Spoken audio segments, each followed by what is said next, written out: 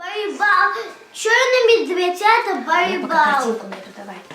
Он живет в Северной Америке. У него обоняние в 100 раз лучше, чем у человека. У него цветное зрение. Он очень плохо плавает, но очень быстро бегает. У него очень хорошая длительная память.